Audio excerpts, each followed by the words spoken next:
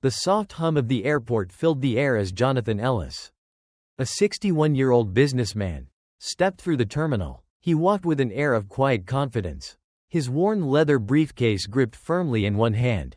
To any passerby, he looked like any other traveler, perhaps a retired teacher, a grandfather visiting family, or a simple businessman heading home after a long trip. No one would have guessed that he was, in fact, the billionaire owner of the very airline he was about to board. And that's exactly how he wanted it.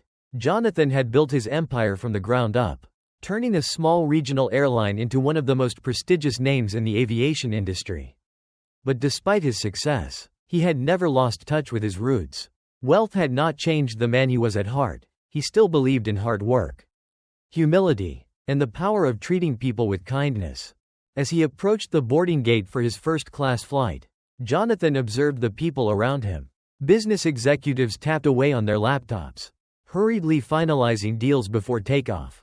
Families struggled to keep their excited children entertained.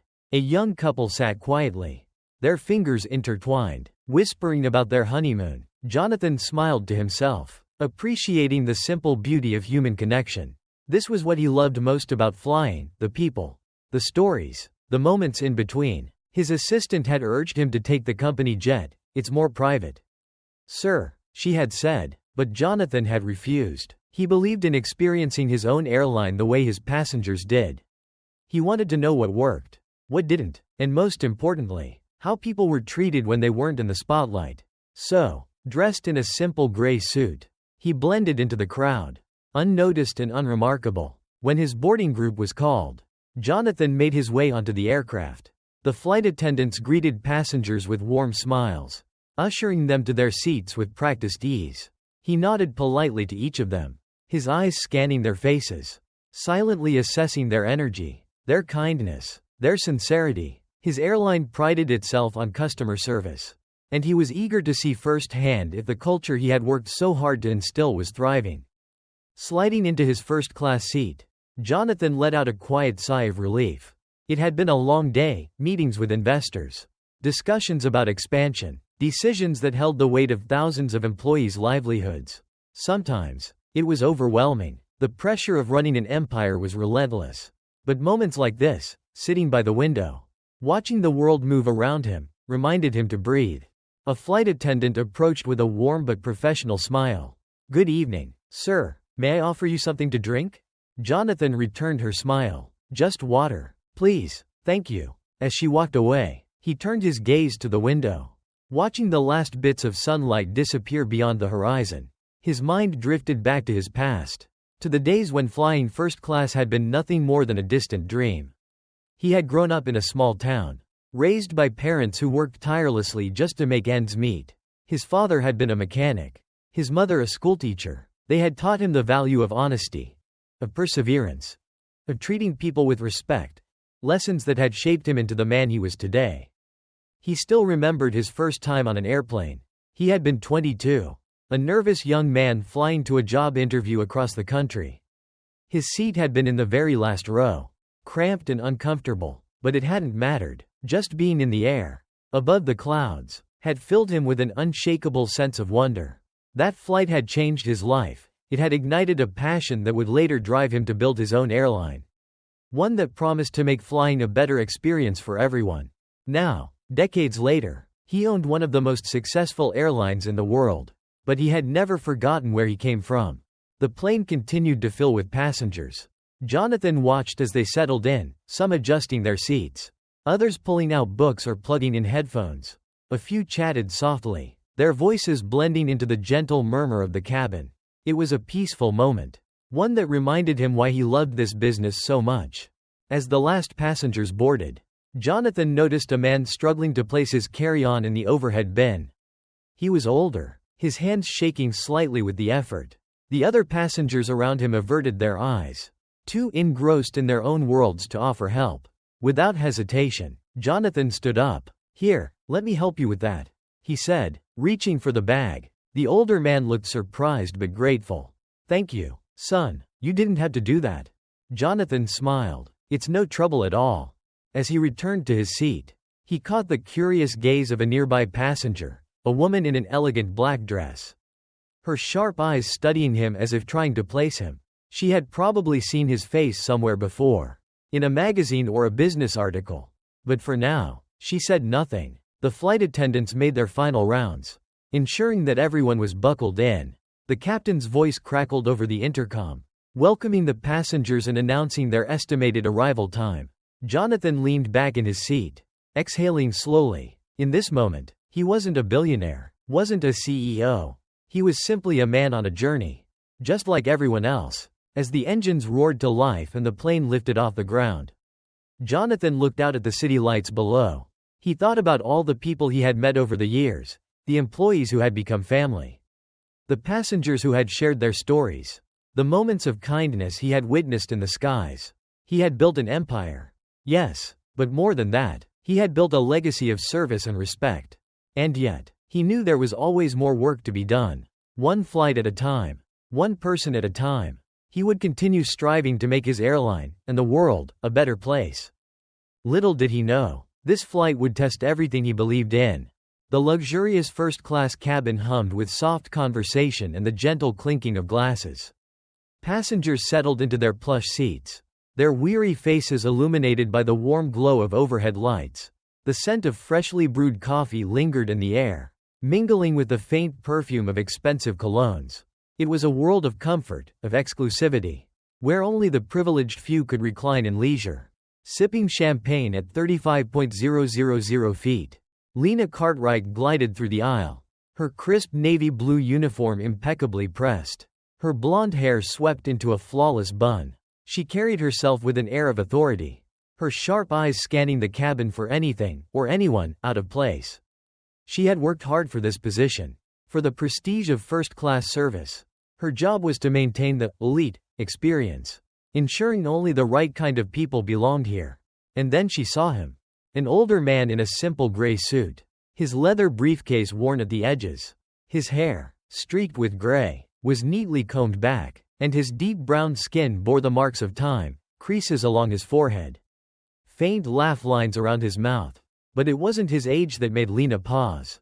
It was the fact that he didn't look like he belonged. Her lips pressed into a thin line. First-class passengers wore tailored designer suits.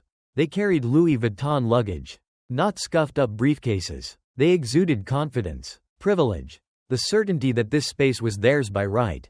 But this man? He looked ordinary, out of place. Lena's heels clicked sharply against the floor as she approached. "Sir," she said, forcing a polite but firm smile, "I believe you may have wandered into the wrong cabin. The economy section is further back." The man, David Walker, looked up from his book, his kind brown eyes meeting hers with quiet amusement. He held her gaze for a moment before speaking, his voice calm, measured. "No, ma'am," he said with a slight smile. "This is my seat." Lena's eyebrows lifted. A flicker of disbelief crossed her face. "We have strict seating arrangements in first class," she continued, glancing at the other passengers, many of whom were now watching the exchange with interest. "I'll need to see your boarding pass." A few seats away, a well-dressed couple exchanged smirks, sipping their wine as though they were watching a performance unfold. David's smile didn't waver. He reached into his pocket, pulled out his ticket, and handed it to her. Lena took it, scanning the details, her eyes narrowing. The seat assignment was correct, but something still didn't feel right. "This seems unusual," she murmured, suspicion lacing her voice. "I'll have to verify it with the gate agent." David exhaled quietly, the corners of his mouth tightening ever so slightly. He had been here before.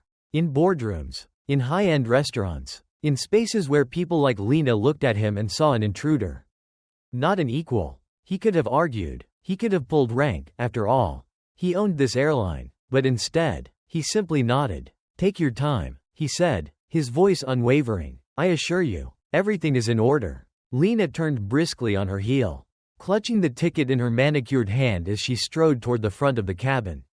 The murmurs around them grew louder. Passengers whispered, exchanged glances, some amused, some uncomfortable. David leaned back, exhaling slowly. He had spent decades building this airline, ensuring that every passenger, regardless of appearance, was treated with dignity. But here he was, reduced to suspicion because of the color of his skin and the simplicity of his suit.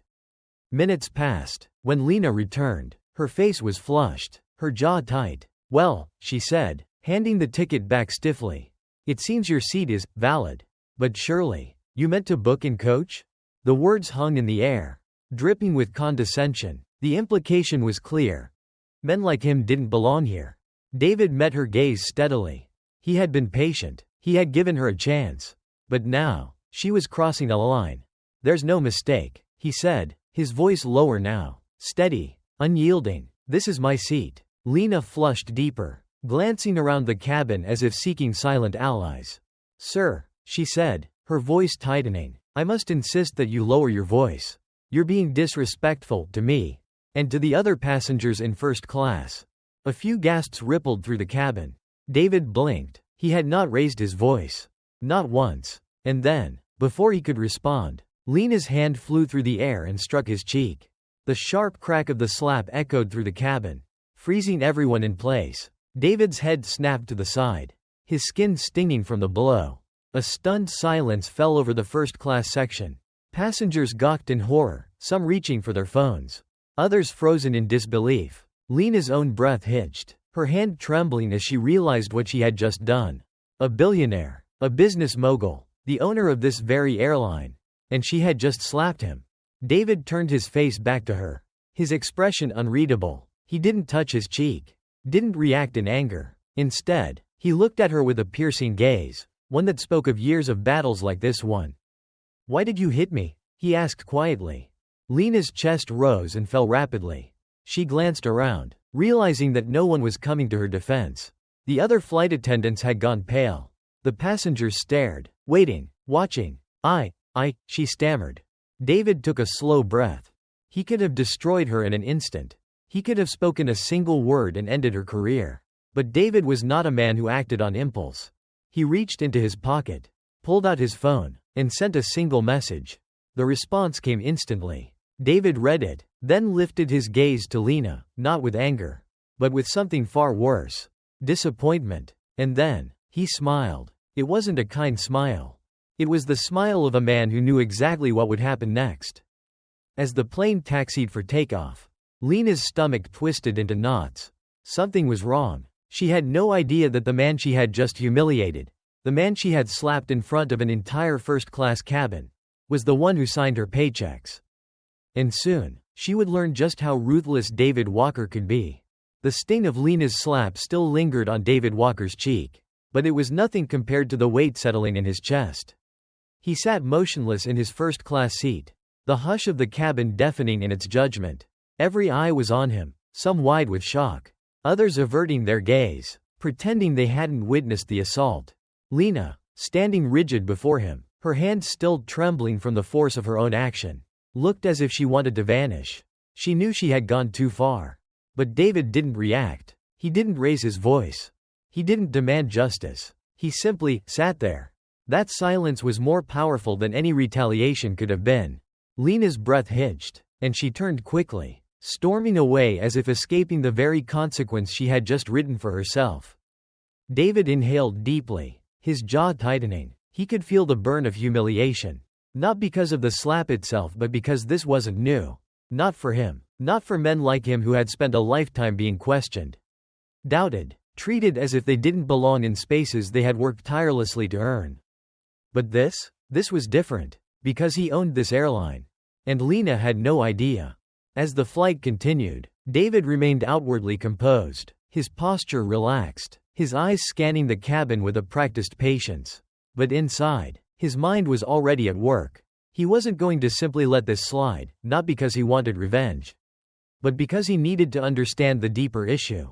How many times had this happened before? How many passengers had faced the same discrimination but didn't have the power to push back? How many complaints had been ignored, silenced by bureaucracy and indifference? David reached for his phone, his fingers steady despite the storm brewing inside him. He drafted a short message to his assistant, Sarah Dalton, back at headquarters. "I need a full report on our first-class service team. Employee records, passenger complaints, any reports of discrimination. Start with Lena Cartwright." He hit send. A minute later, his phone buzzed with a reply. On it, David tucked his phone away, his face unreadable. This wasn't about one flight attendant. It was about the culture of the airline, the company he had spent decades building from the ground up. If this was how he was treated, what had happened to others who lacked his influence? He would find out, and then, he would fix it. Hours later, the investigation begins. By the time David's plane touched down, his team was already deep in the investigation.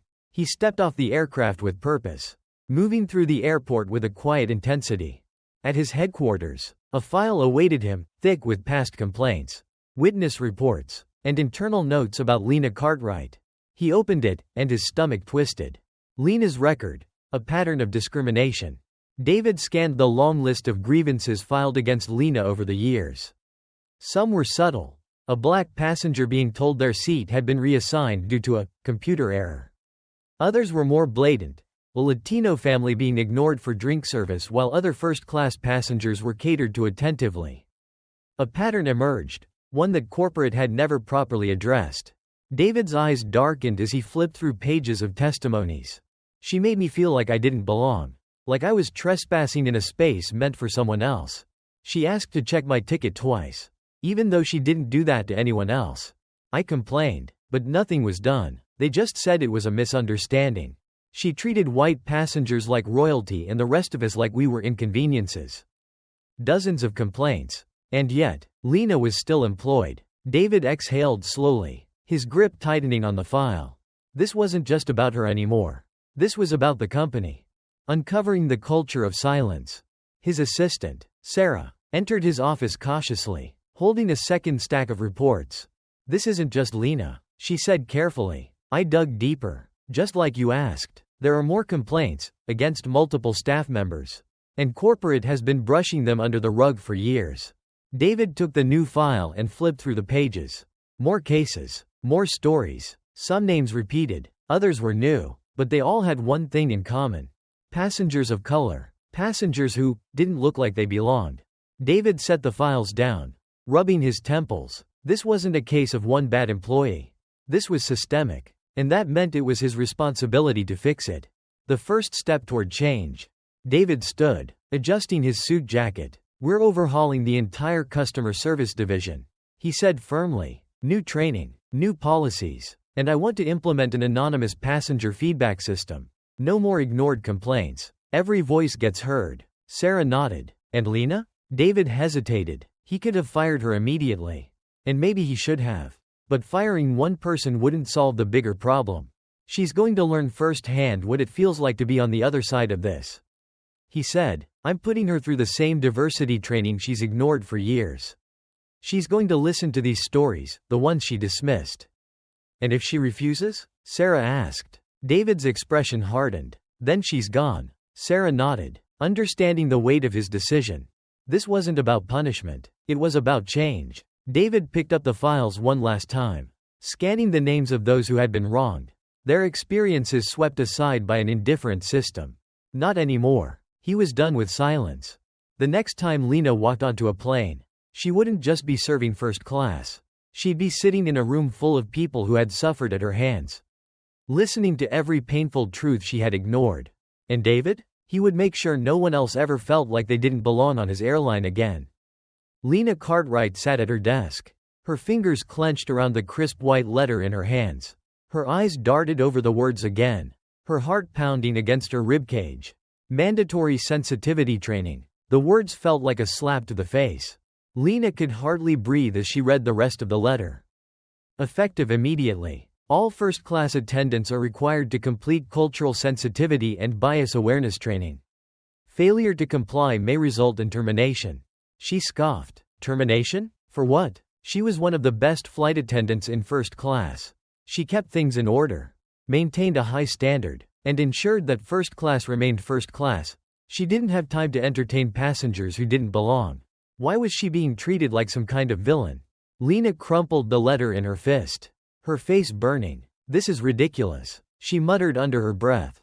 The resistance begins. As she walked through the airline's headquarters that afternoon, she could feel the eyes of her colleagues on her. Whispers followed her like shadows.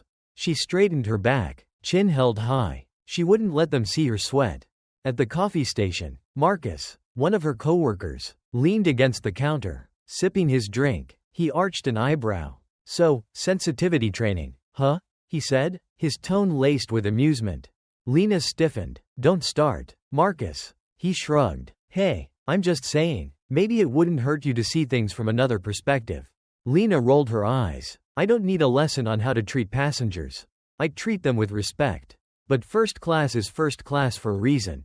There are standards. Marcus sighed, shaking his head. Maybe you should actually listen in that training instead of walking in thinking you know everything.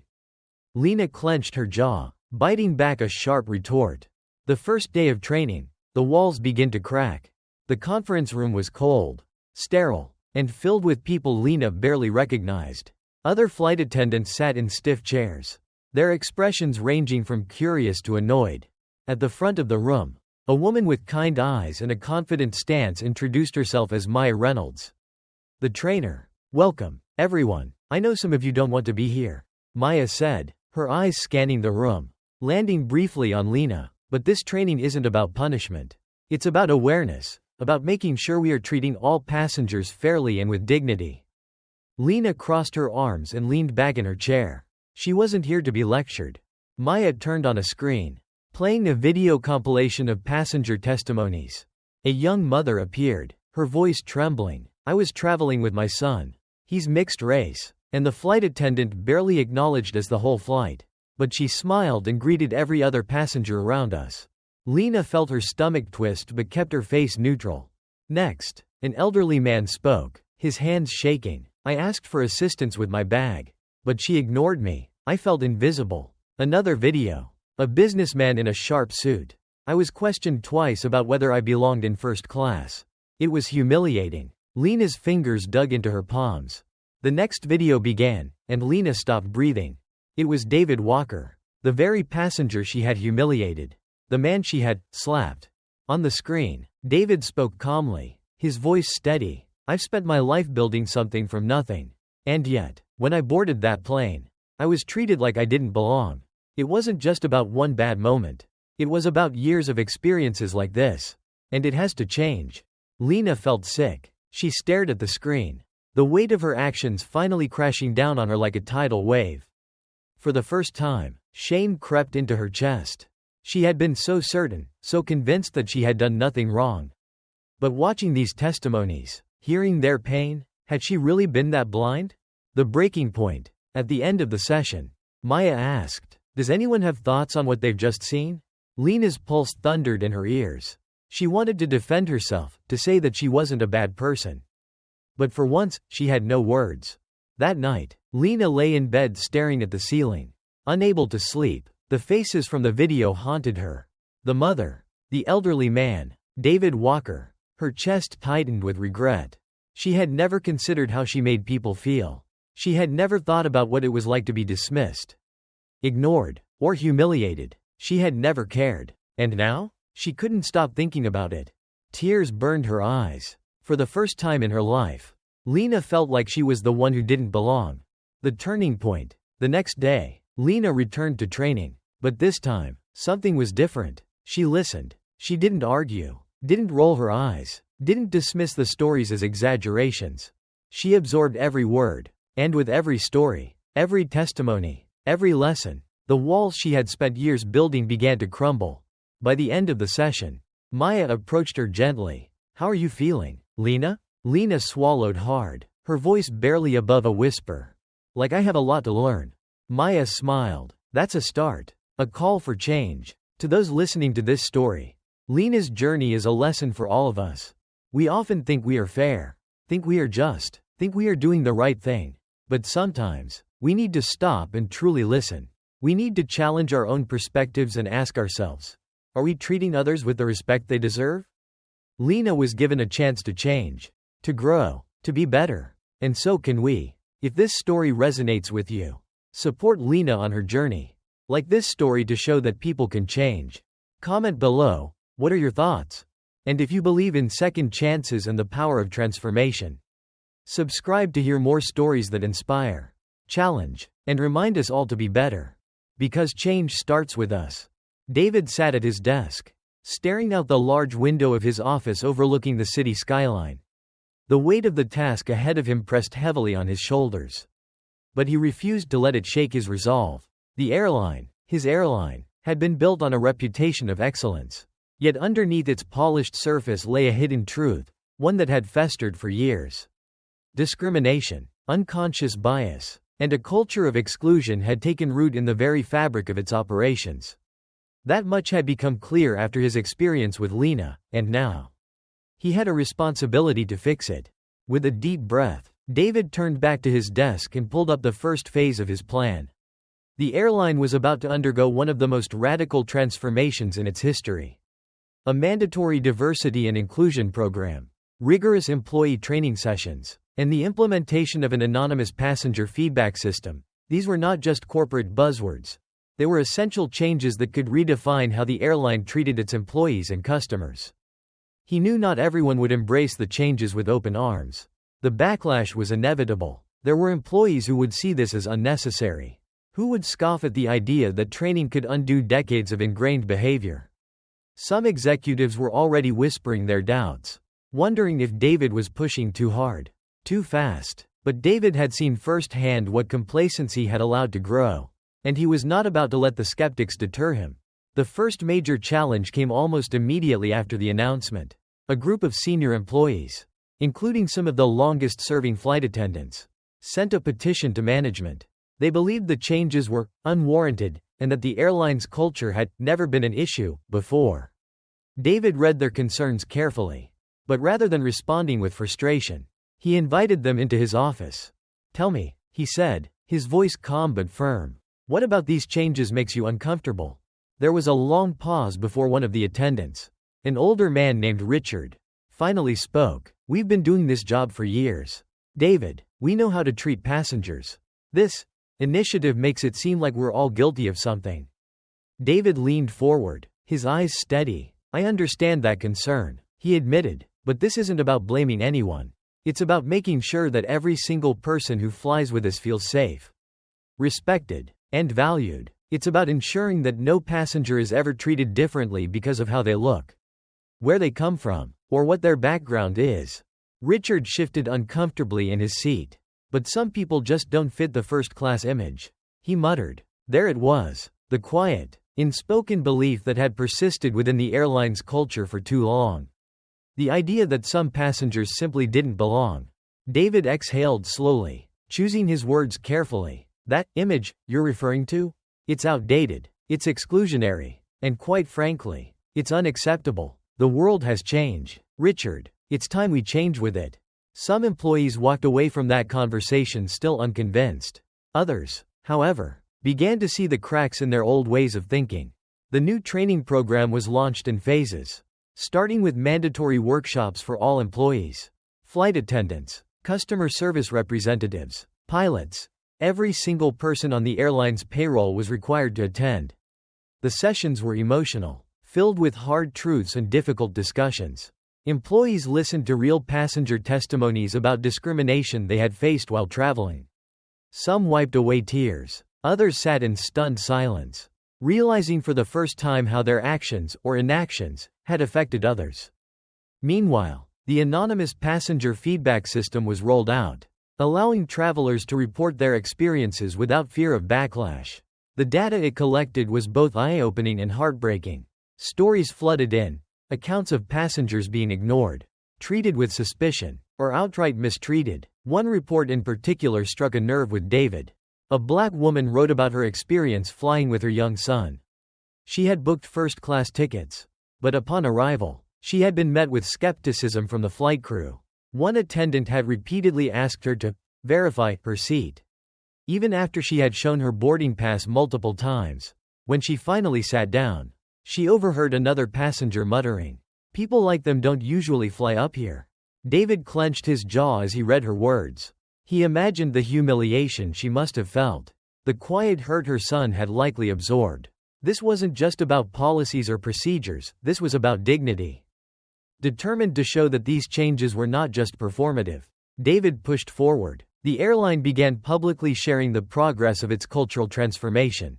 Social media campaigns highlighted real efforts being made to address bias, and frequent passengers were encouraged to provide feedback on their travel experiences. The push for transparency was met with mixed reactions. Some customers praised the airline for its commitment to change. Others scoffed, claiming it was all for show. But then something incredible happened. Employees who had initially resisted the training started to speak up. Stories of change began to emerge. Flight attendants who once turned a blind eye to subtle discrimination now stepped in to stop it. Gate agents who had subconsciously profiled passengers based on appearance started questioning their own biases. The culture within the airline was shifting, and people were taking notice. Lena, who had once been at the heart of the controversy, had become one of the biggest advocates for the program. She volunteered to help lead training sessions, sharing her own story of growth and redemption. "I was blind to my own prejudices," she admitted to a room full of employees one afternoon. "But that day, when I treated a passenger unfairly because of the way he looked, I had to face a truth about myself that I didn't want to see. I don't want any of you to make the same mistakes I did." Her words resonated. Employees listened, some nodding in silent understanding, others shifting in discomfort as they recognized their own past behaviors in her confession. David knew that change wouldn't happen overnight. There were still battles to fight, still minds to open. But as he sat in a conference room weeks later, reviewing a recent survey, a small smile tugged at his lips. The numbers showed a significant decrease in passenger complaints regarding discrimination. More importantly, the feedback reflected a shift in the airline's culture. He thought about the road ahead, about the work still to be done. But in that moment, he allowed himself to feel something he hadn't in a long time: hope. If this story resonates with you, let us know in the comments. Would you have handled things differently? What do you think about the changes David is making? Share your thoughts below. And don't forget to like this video and subscribe for more inspiring stories. Together, we can be part of the change. Lena stood in front of the mirror, staring at her own reflection. Her hands trembled slightly as she adjusted the collar of her uniform, the familiar fabric now feeling heavier than ever before. Today wasn't like any other day. Today, she wasn't just clocking in for a shift. She was about to face the entire company, the people who had whispered behind her back, the colleagues who had lost respect for her, and the employees who had seen her as a cautionary tale. The red light on the camera would blink on in just a few minutes. The live stream was set up to broadcast to every corner of the airline's headquarters, to every break room, to every employee's screen. There was no hiding from this, no escaping the weight of her past. She could feel the anxiety creeping up her spine, threatening to pull her into its grip. What if they didn't believe her? What if they saw this as nothing more than a desperate attempt to save face? Lena closed her eyes, inhaling deeply. She knew she had to do this, not for damage control, not because she had been forced into it, but because, for the first time in her life, she truly understood the consequences of her actions.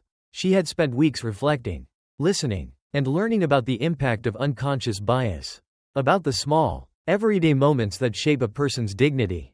The incident with David Dixon had been her wake-up call, the moment that forced her to see herself as others had seen her.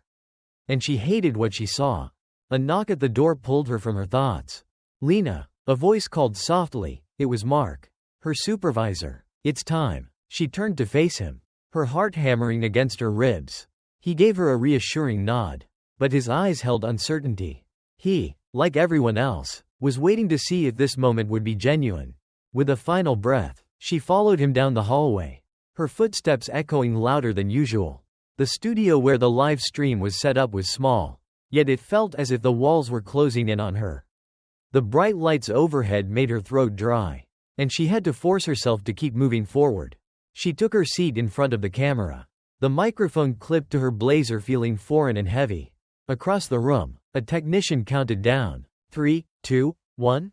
"We're live." Lena looked directly into the lens, feeling the weight of every single person watching her. She knew there were people tuning in who still resented her, who thought she didn't deserve a second chance. And maybe, she thought, they were right. But she wasn't here to defend herself. She was here to tell the truth. "I want to start by saying that I was wrong," Lena said, her voice wavering slightly but gaining strength with each word. "I didn't see it before. I didn't understand how my actions, my assumptions, and my biases were affecting the people around me. I told myself I was just doing my job, that I was following protocol. But in reality, I was choosing to see some passengers as less deserving of respect than others. And that is something I will regret for the rest of my life. She swallowed the lump in her throat and continued. There was a time when I thought being a flight attendant was just about keeping order in the cabin. Making sure everything looked polished and perfect. I thought I was upholding standards. But now I realize that I was contributing to a culture that made some people feel like they didn't belong. That's not just a failure as an employee. That's a failure as a human being. A pause. A shaky breath. When I slapped a passenger, her voice cracked as she forced herself to say the words out loud. I wasn't just reacting in the moment. I was acting on a belief I had never questioned. A belief that some people didn't deserve to be where they were. And that is unforgivable. The silence that followed was deafening. Lena could picture the faces on the other side of the screen, the flight attendants, the executives, the customer service agents. She imagined the ones nodding, the ones frowning, the ones whispering to their colleagues. I don't expect forgiveness, she continued, her hands now gripping the table in front of her. I don't deserve it, but I do want you to know that I am not the same person I was that day. I have spent every moment since then working to understand, to educate myself, and to change, and I will spend the rest of my career making sure that no passenger, no person, is ever treated the way I treated David Dixon. Her voice softened. I know some of you might not believe me. I know that words are just words. But I hope that, over time, my actions will speak louder. Another deep breath. This company is changing, and I am changing with it. I don't just want to be better, I want to help others be better too. And I hope, if you are watching this, if you have ever made an assumption about someone because of their race, their background, their appearance, I hope you take a moment to ask yourself why. The red light on the camera flickered off. The broadcast was over. For a moment, there was nothing but silence in the room. Then, Mark cleared his throat. That was. He trailed off, unsure of what to say. Lena let out a shaky laugh, wiping at her eyes. I meant every word. And she did. She knew she still had a long road ahead of her. She knew she couldn't erase the past. But as she stood from her chair, she felt something shift inside her, a new purpose, a new responsibility. This was just the beginning. If Lena's journey has made you reflect on your own experiences, let us know in the comments. Have you ever witnessed bias in everyday life? How do you think companies should handle these situations? Share your thoughts below. And don't forget to like and subscribe for more powerful stories. Let's be part of the change together. Lena sat in the office, her hands clasped tightly together in her lap, her fingers pressing against her skin as if to keep herself grounded. Across from her, David Dixon leaned back in his chair, studying her with the same calm, assessing gaze he had worn the day he revealed the truth, that the man she had slapped, humiliated, and dismissed had been the billionaire owner of the airline. That moment still haunted her, playing in her mind like a cruel, endless loop. But what shocked her more than anything was what he had just said. I want you to take on a leadership role in our diversity and inclusion program. David repeated, his voice steady but filled with meaning. Lena's heart pounded in her chest. You want me to be part of this program? She whispered, as if saying it out loud would somehow make it less real. David nodded. I don't just want you to be part of it, Lena, I want you to lead. The words knocked the breath out of her. She had spent weeks trying to atone, to prove that she was more than the worst version of herself. But this was more than she had ever expected. I don't understand, she admitted, shaking her head. After everything I've done, after what I did to you, why would you trust me with something like this? David sighed, resting his elbows on the desk. Because I believe change is real, Lena, and I believe in second chances. The truth is, there are a lot of people in this company who think like you used to. Some of them don't even realize it. But you've lived it. You've seen the damage it does. Who better to teach them than someone who had to learn the hard way? Lena swallowed hard, her throat tightening with emotion. She thought of all the people she had hurt with her biases. The passengers she had ignored, dismissed, and treated as if they didn't belong. She thought of the humiliation in David's eyes when she had slapped him. When she had reduced him to someone undeserving of respect because of nothing more than her own ingrained prejudices. Could she really do this? Could she stand in front of people and tell them that she had been part of the problem? Could she expose herself, lay herself bare, and ask others to do the same? Lena exhaled shakily, looking down at her hands. I don't know if people will listen to me, she admitted. I don't know if they'll believe I've really changed. David leaned forward, his gaze unwavering. Then prove it to them. Show them through your actions. Show them that growth is possible. That it's never too late to change. A long silence stretched between them, thick with unspoken words, with all the fears and doubts swirling inside her. And then, something shifted. Lena lifted her chin and met his eyes. "I'll do it," she said, her voice stronger than she expected. David nodded approvingly. "Good, let's get to work." The next few weeks were the hardest of Lena's life. She wasn't just learning how to be better, she was learning how to teach others to do the same. Every session, every training, every conversation forced her to confront the ugliness of her past, to hold it up to the light and acknowledge it without excuses. At first, she felt like an imposter, standing in front of groups of flight attendants, customer service representatives, and corporate employees. She could see the skepticism in their eyes. Some knew exactly who she was. Some whispered about her behind her back. One afternoon, during a particularly difficult session, a young flight attendant raised her hand. "I don't mean to be rude," she said carefully, "but why should we listen to you? You were the one treating people unfairly. You were part of the problem."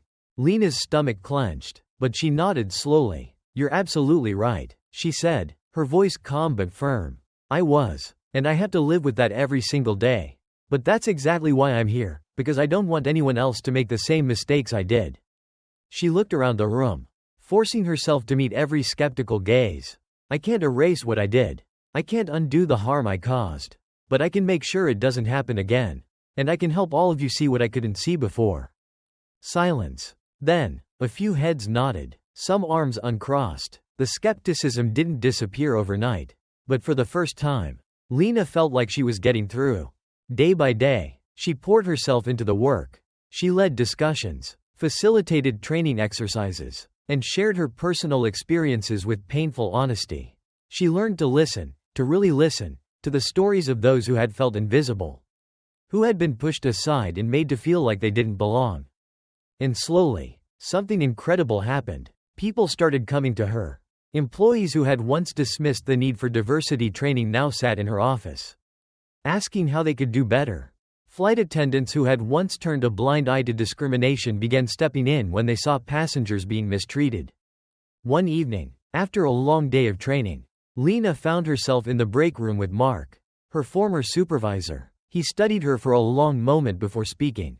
"You know," he said, sipping his coffee, "when David first put you in this role, I thought it was a mistake." Lena tensed, waiting for the inevitable criticism. "But I was wrong," Mark continued. "I've seen the work you're doing. I've seen the way people are responding to you. And I just wanted to say, I'm proud of you." Lena's breath hitched in her throat. She blinked quickly, fighting back the sudden sting of tears. "Thank you," she whispered. That night, as she sat alone in her apartment, Lena allowed herself to feel something she hadn't in a long time: pride. Not the kind that came from titles or promotions, but the kind that came from knowing she was doing something meaningful.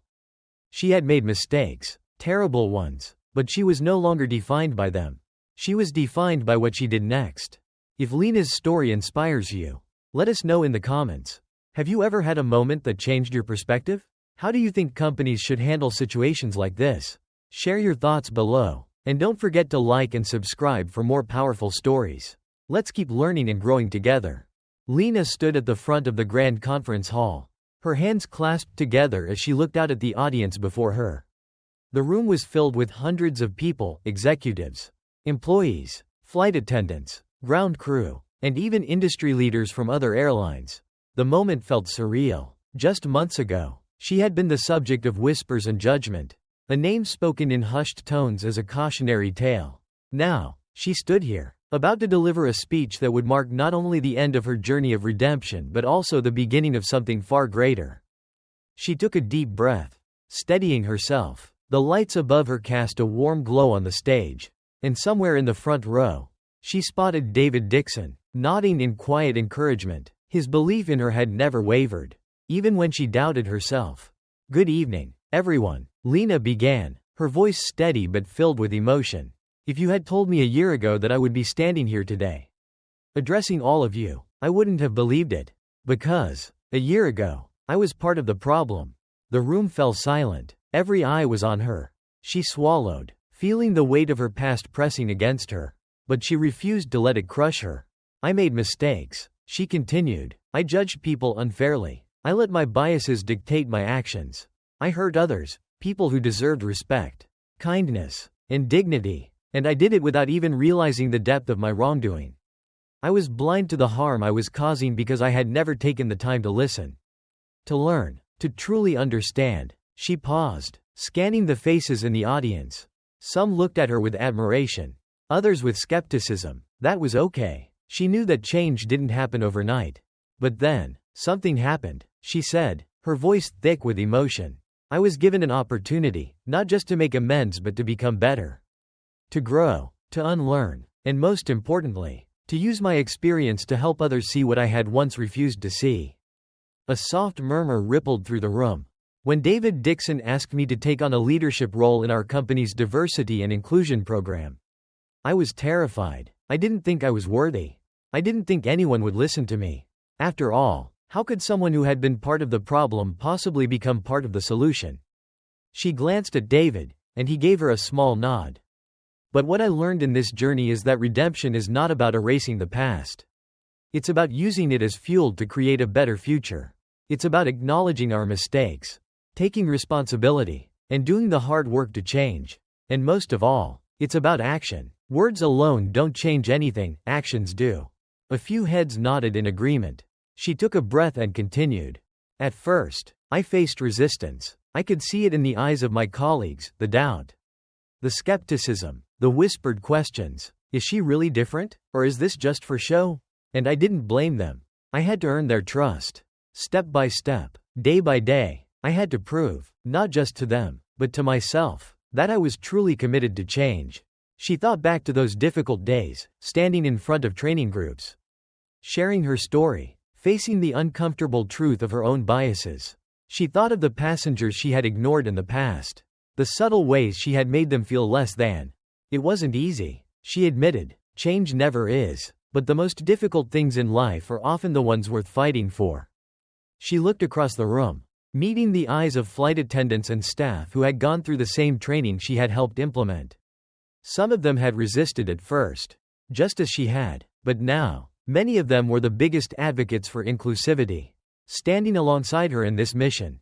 The work we do here matters, Lena continued, her voice gaining strength. Every passenger we interact with, every colleague we work beside, it all matters. Because it's not just about an airline policy or a company initiative. It's about how we treat each other as human beings. It's about seeing each other, truly seeing each other, beyond our differences. She took a deep breath, knowing she was nearing the most important part of her speech. This journey has taught me that mistakes don't define us. What defines us is what we do after them. Do we continue down the same path, making the same choices? Or do we learn, evolve, and choose to be better? I chose to be better. And I hope that each of you, in whatever capacity you hold in this company or in your own lives, will choose the same. The room was silent for a moment.